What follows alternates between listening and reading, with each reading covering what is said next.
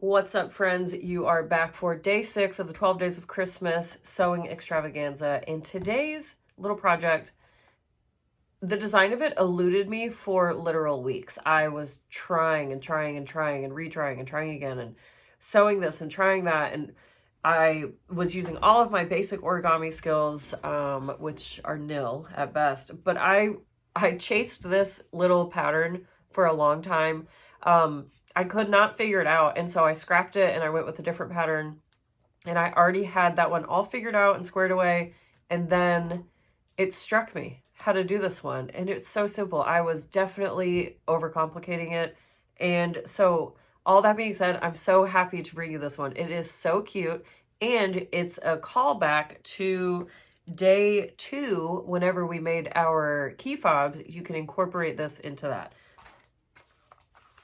Ta-da! This little ditty. Oh my gosh, what a head scratcher. It was such a hard pattern to design and get the dimensions right. But it's an envelope clutch. So I just wanted a little envelope style. And so it's large enough to hold several cards.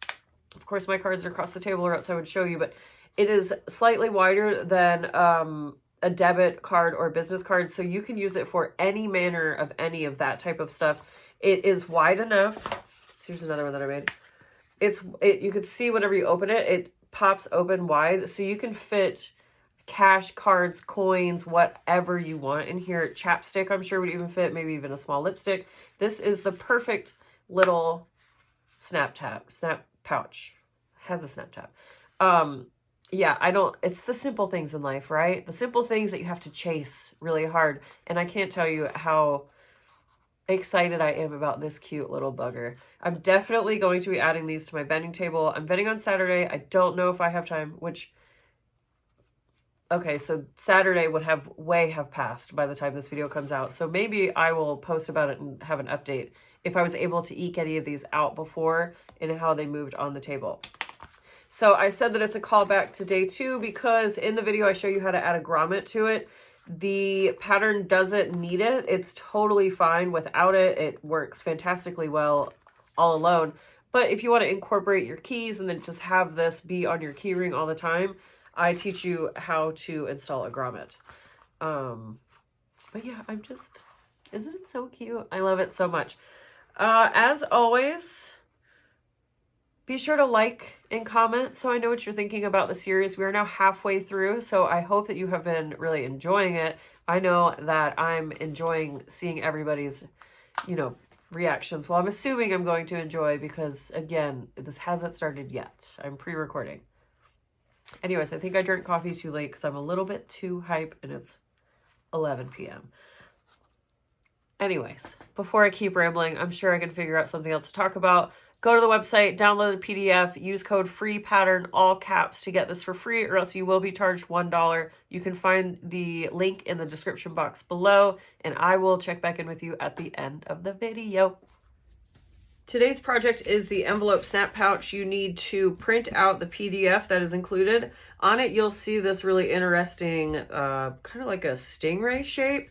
In it is going to have 2 markings for your snaps. So cut out the pattern and then you're going to cut out your cork. And when you cut out your cork or vinyl or leather, whatever you want to make this out of, that is self-healing edges, you need to also mark your snap holes here. If you missed it, I recently got a Glowforge, and so this was one of my first projects I used the Glowforge on. I cut it, and then I also engraved my logo. You can tell I'm having some learning curve here because it went all the way through, but this is for me, so totally fine. Because I use the Glowforge, I do not need to finish my edges because the laser burnt them, so I'm good to go. At least I'm pretty sure that's how it works. But print out your PDF, cut out the pattern, and then you're going to cut out your cork.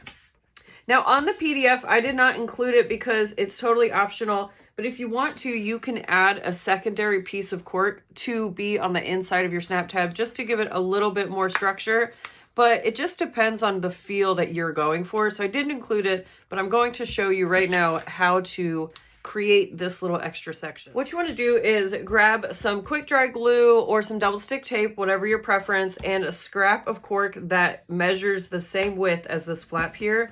And what I'm going to do is put the right side down, and I'm going to lay my flap just on top of it like so. And I'm only going down about a 3/8 of an inch past this curve, but you don't need to get super precious with that measurement, because as you can see on the completed project, there is a nice gap here. So you just want to measure enough down where you have enough room, or just, I mean, really it's to your preference. So if you want it to go all the way down, you can certainly do that. But something to keep in mind is when you fold, you're going to have to crease 2 pieces of cork. Eventually over time, the crease will take on that fold just fine. But in the beginning, it will be kind of puffy. But alas, I am going to put some glue on the wrong side of my flap here. And then I'm just going to lay, it also helps if you lay your scrap on a straight edge, and then you know that it's not going to be all cattywampus on the back side there. And then you just lay that down just like that.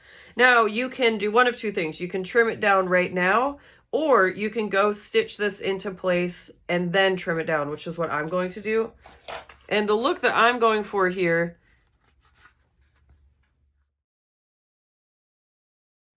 I have got a size 18 needle, Tex 70 thread from Waywack, and size 4 stitch length.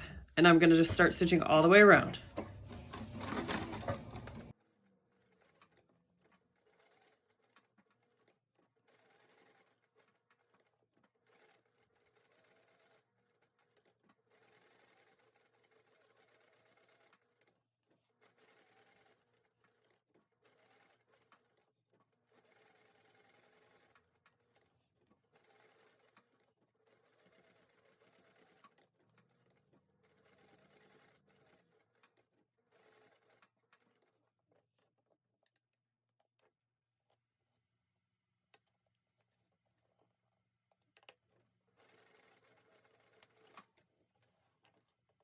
And so now from this side, I'm going to come back in and I'm going to stitch across the bottom and up and back around.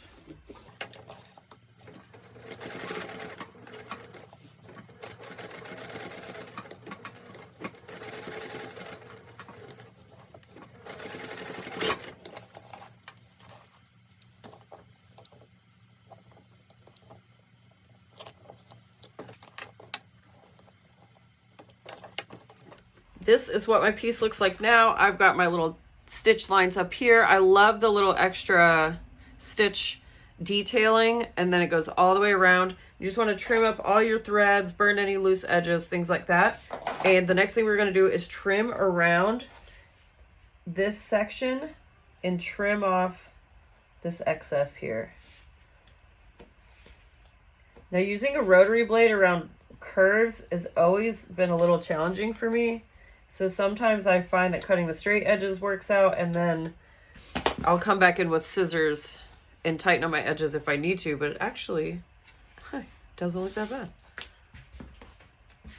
Next, what we have to do is install our snaps. So you need to get spring snaps, or you could use a Chicago screw here. That would work just fine. But for this project, I will be using spring snaps.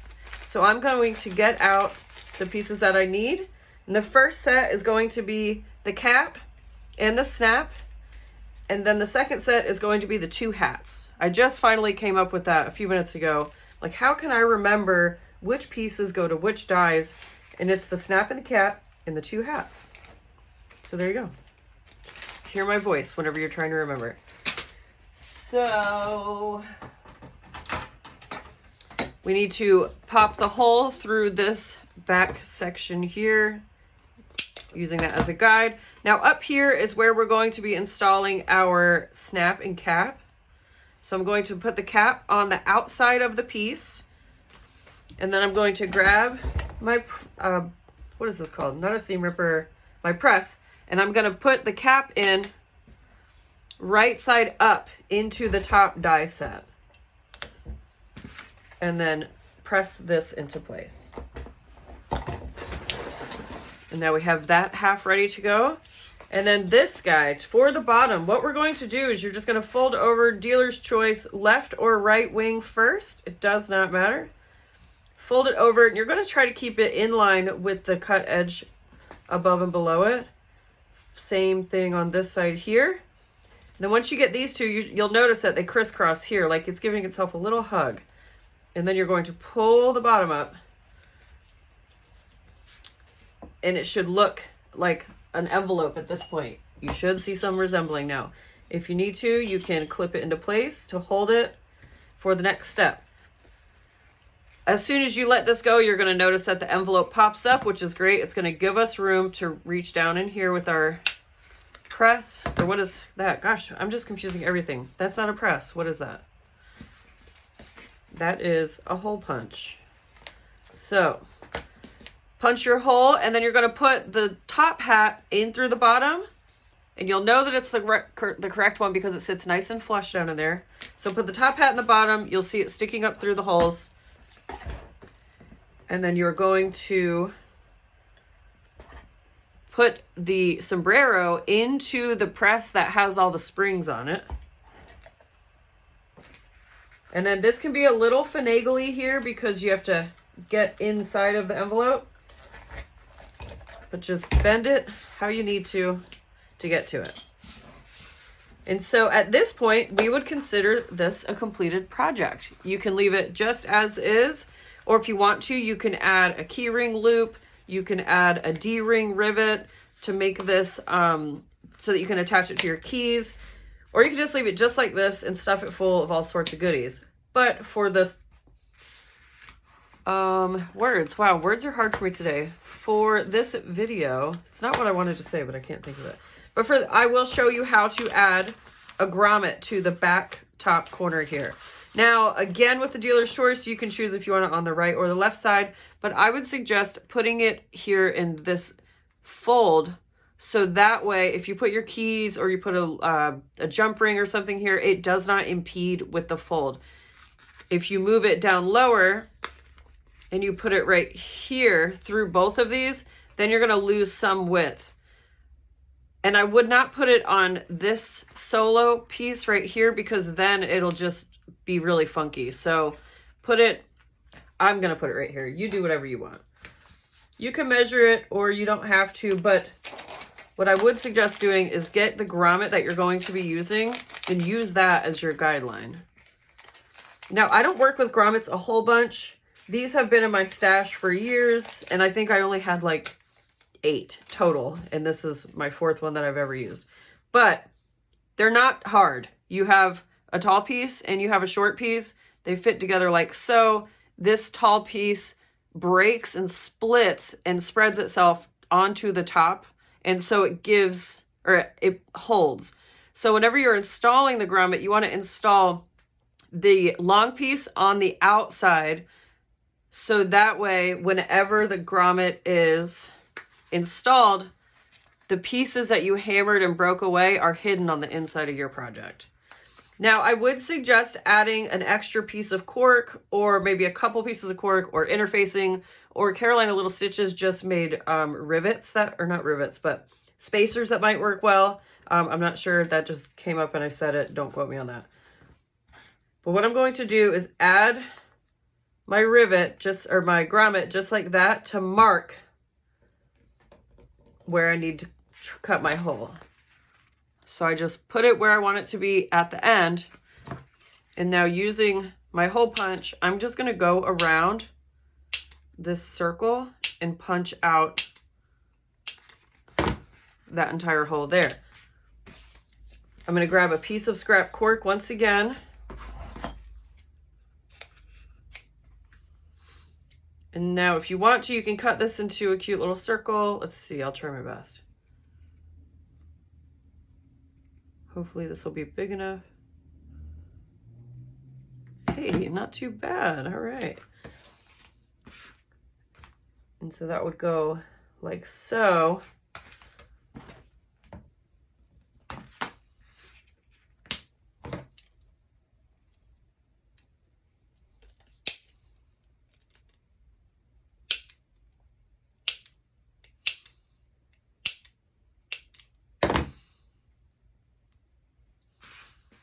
Okay, so I'm going to take my long grommet and I'm laying it to where the grommet or the long side is face up, and then I just push it through the piece. And now I'm going to take my spacer that I created and put it on top. I think I might need to cut or punch a couple more little holes here, stretch out that hole just a touch.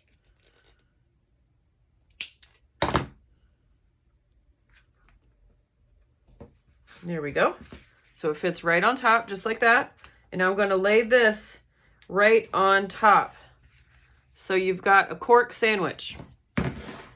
Now, in order to set grommets, you need setting tools. That includes this little guy and this little guy. They come in a set that you can get almost anywhere that sells craft supplies. And then you need a hammer to set it. Oh, my hammerhead's a little loose. Alternatively, if you decide to do lots of grommets, you can certainly buy a die set. But like I said, I don't ever use these. So the black part goes on the bottom. You're going to nest your grommet into it. You'll feel it settle in. You're going to take the metal part, align it right over the center, and then whack it. And it looks just like that. And then now, whenever it's closed, you have this nicely set grommet on the back that you can take. Oh goodness, where did I hide them? You can take a lobster clasp and put it right through, and then you have a keychain. Now, if you do not want to set grommets and you are really adept at rivets, you can easily get some of these mini D-ring rivets that I sell on my website, and that would attach perfectly to right there. You could even hide it here on the inside so only the D-ring pops out, and then you just have a little rivet poking out there. I think this would be a great little addition to do. The D-ring rivet would be a great alternative to do for the grommet. My goodness. Thank you for bearing with me. Words. Can you tell it's the first video I've filmed today? Woo!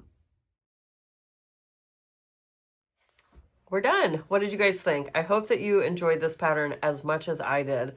I stuffed this guy full just to see. There are 10 credit, debit, bank cards in here, and there is still room to spare. You can easily fit more cash, more cards, business cards. This can really, really be a great, if you're going to a concert or something like that, because it is big enough to fit lots of stuff, but still so tiny, and it will definitely fit in a back pocket. If you want to make a larger size, you can certainly do that. You can print out the PDF at, say, 200% or 250%, and it's going to cut off a portion of it, so you'll have to print it specifically and then tape it together. But certainly you can enlarge this big enough to be a full-size envelope, and you can probably mail it. I don't know. If anybody does that, please let me know how that works out. But I know that you can ship potatoes through the mail, so I think you could get away shipping a cork envelope as well. Definitely my favorite of the 6 days. Leave me a comment. Let me know what your favorite day has been so far, and I will meet you back here tomorrow for day 7. We got a good one.